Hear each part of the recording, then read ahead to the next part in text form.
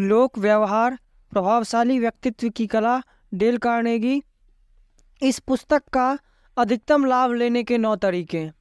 अगर आप इस पुस्तक का ज़्यादा से ज़्यादा लाभ लेना चाहते हैं तो आप में एक चीज़ होनी चाहिए जो किसी भी नियम या तकनीक से ज़्यादा महत्वपूर्ण है। जब तक आप में यह मूलभूत चीज़ नहीं है तब तक आपको 1000 तरीके बता देने से भी कोई लाभ नहीं होगा। और अगर आप में यह मूलभूत चीज़ है तो आप बिना किसी सलाह के इस पुस्तक से अधिकतम लाभ उठा सकते हैं।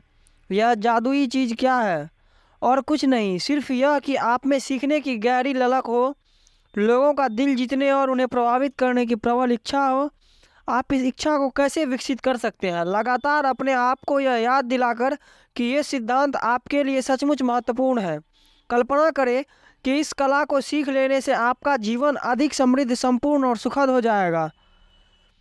खुद से बार बार यह कहे, लोगों के साथ में किस तरह व्यवहार करता हूँ, इस पर मेरी लोकप्रियता, मेरा सुख और मेरा सम्मान निर्भर करता है। हर अध्याय को पहले तो तेजी से पढ़ जाए ताकि आपको मोटी मोटी बातें समझ में आ जाए। फिर शायद आप आगे के अध्याय पढ़ने के लिए उत्सुक होंगे, परंतु ऐसा ना करें। अगर आप सचमुच अपने व्यवहार को सुधारना चाहते हैं, अगर आप सचमुच लोगों को प्रभावित करने की कला सीखना चाहते हैं तो वापस मुड़े और हर अध्याय को दोबारा पढ़ें। आगे चलकर आप यह जान पा जाएंगे कि ऐसा करने से आपका समय भी बचता है और आपको बेहतर परिणाम भी मिलते हैं। पढ़ते समय बीच में रुककर हर सुझाव के बारे में सोचें। खुद से पूछें कि आप इसे अपने जीवन में कब और किस तरह लागू कर सकते हैं। पढ़ते समय पेंसिल, पेन, मैजिक मार्कर या हाइलाइटर साथ में रखें। जब भी आपको कोई सुझाव उपयोगी लगे तो उसके बगल में या नीचे लाइन खींच दें। अगर यह आपको 4 सितारा सुझाव लगे तो आप हर वाक्य के नीचे लाइन खींच दें या इसे हाईलाइट कर दें या इस तरह 4 सितारे बना दें।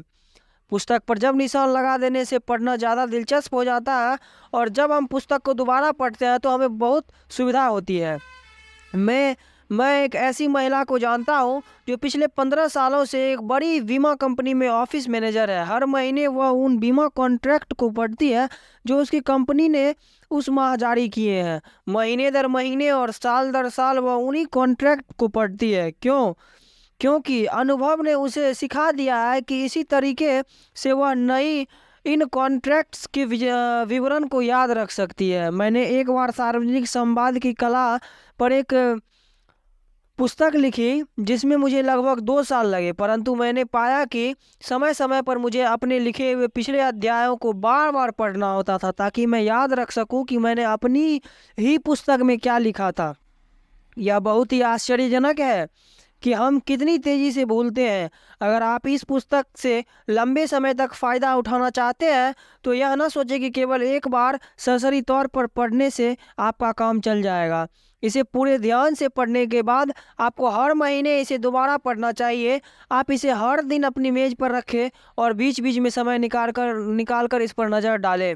खुद को लगातार याद दिलाते रहे कि ऐसा करने से आपके सामने सुधार की बहुत सारी संभावनाएं खुल जाएगी। याद रखें कि लगातार पढ़ने और इन पर अमल करने से ही आप इन सिद्धांतों का सही लाभ उठा सकते हैं। याद रखें कि ये सिद्धांत तभी काम करते हैं जब इन पर अमल किया जाए। इसके अलावा कोई दूसरा उपाय नहीं है। बर्नार्ड शो ने एक बार कहा था, अगर आप किसी को कुछ सिखाना चाहते हो तो वह कभी नहीं सीखेगा। शो ने सच कहा था। सीखना एक सक्रिय भागीदारी है। हम करते करते ही सीखते हैं। अगर आप इस पुस्तक के सिद्धांतों पर अमल करने की इच्छा रखते हैं तो अपने जीवन में उनका प्रयोग करें। हर मौके पर इन नियमों का अमल करें। अगर आप ऐसा नहीं करेंगे तो आप इन्हें भूल जाएंगे। दिमाग में केवल वही विचार अस्थायी तौर पर रहते हैं जिनका प्रयोग हम लंबे समय तक करते हैं। शायद आपके लिए इन सुझावों पर हमेशा अमल करना कठिन हो, मैं यह समझ सकता हूँ। मैंने यह पुस्तक लिखी है, फिर भी अपने ही सिखाए हुए सिद्धांतों पर अमल करना मेरे लिए अक्सर मुश्किल होता है। उदाहरण के तौर पर, जब आप गुस्सा होते हैं तो दूसरे के नज़रिए को समझने की कोशिश करना कठिन होता है और उसकी बुराई या आलोचना करना सरल होता है। गलती निकालना तारीफ ढूंढने से हमेशा आसान होता है। अपनी मनपसंद चीज़ के बारे में बात करना दूसरे के मनपसंद चीज़ के बारे में बात करने से हमेशा आसान होता है।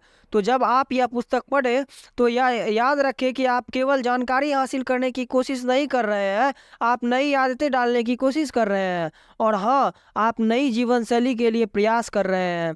इसमें समय की आवश्यकता होती है और लगन की भी, और दैनिक अभ्यास की भी। इन पन्नों को अक्सर पढ़ें। ऐसा समझे कि यह मानवीय संबंधों पर एक वर्किंग हैंडबुक है। जब भी आपके सामने कोई भावनात्मक समस्या आए, जैसे बच्चे को डांटते समय, अपनी पत्नी को मनाते समय या नाराज ग्राहक से बात करते समय, तो अपनी भावनाओं पर काबू रखें। भावनाएं हमें अक्सर गलत रास्ते पर ले जाती है। इसके बजाय इस किताब के जादुई सिद्धांतों का इस्तेमाल करें। उन वाक्यांशों को पढ़ें जिन पर आपने निशान लगाया है। अगर आप ईमानदारी से इन सिद्धांतों को अपने जीवन में उतारते हैं तो आप देखेंगे कि इन सिद्धांतों ने आपकी किस्मत बदल दी है, जादू कर दिया है। अपनी पत्नी, बच्चे या किसी बिजनेस सहयोगी के सामने यह प्रस्ताव रखें कि जब भी वह आपको किसी निश्चित सिद्धांत का उल्लंघन करते देखेगा और आपको बताएगा, तो वह उसे ₹1 देंगे। इस खेल से आप नियमों को जल्दी और अस्थायी तौर पर सीख पाएंगे। वॉल स्ट्रीट में स्थित एक महत्वपूर्ण बैंक के प्रेसिडेंट ने हमारी क्लास में यह बताया था कि वे आत्म सुधार के एक अचूक सिस्टम को काम में लाते हैं। यह व्यक्ति ज़्यादा शिक्षित नहीं था, परंतु वह अमेरिका के सर्वाधिक महत्वपूर्ण फाइनेंसर्स में एक था। उन्होंने यह स्वीकार किया कि उनकी सफलता का रहस्य था इस अचूक सिस्टम पर लगातार अमल करना। उनका अचूक सिस्टम यह था, मैं अपनी याददाश्त के आधार पर उन्हें सिस्टम को उन्हीं के शब्दों में बयान करना चाहता हूँ।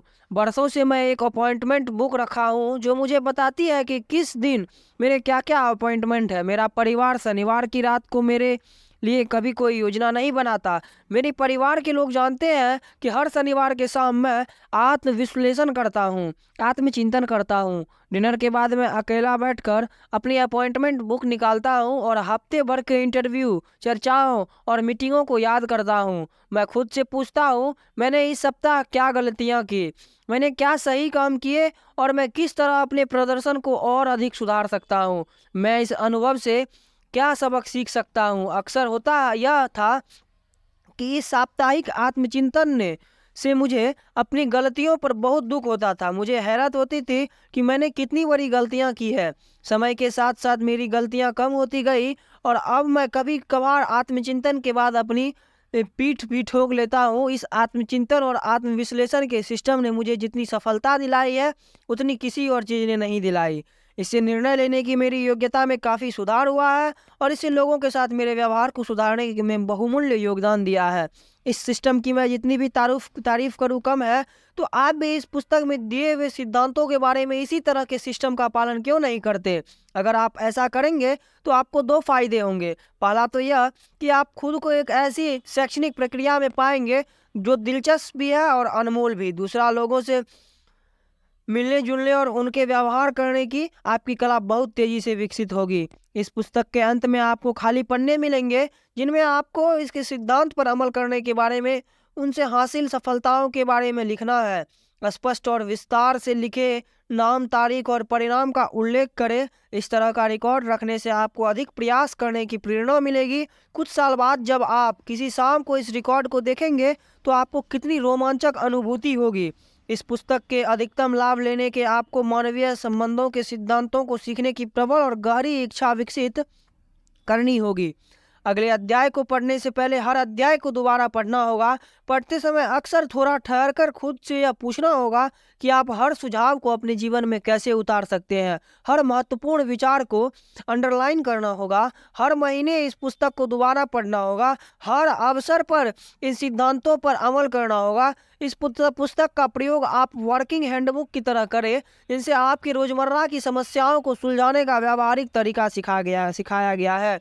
अपने दोस्त से वादा करें कि अगर वह आपको किसी भी सिद्धांत का उल्लंघन करते हुए पकड़ लेगा तो आप उसे ₹5 देंगे। और इस तरह खेल खेल में आत्म सुधार की राह पर चले। आपको हर सप्ताह अपनी प्रगति का मूल्यांकन करना होगा। साथ ही खुद से पूछना होगा कि आपने क्या गलतियां की है, आप में क्या सुधार हुआ है और भविष्य के लिए आपने क्या सबक सीखे हैं। इस पुस्तक के पीछे अपने नोट्स लिखें जिनमें यह दर्ज हो कि आपने इस सिद्धांतों को कब और कैसे लागू किया। पार्ट 3 लोक व्यवहार कंप्लीट। वीडियो को अंत तक देखने के लिए बहुत बहुत धन्यवाद। जय हिंद।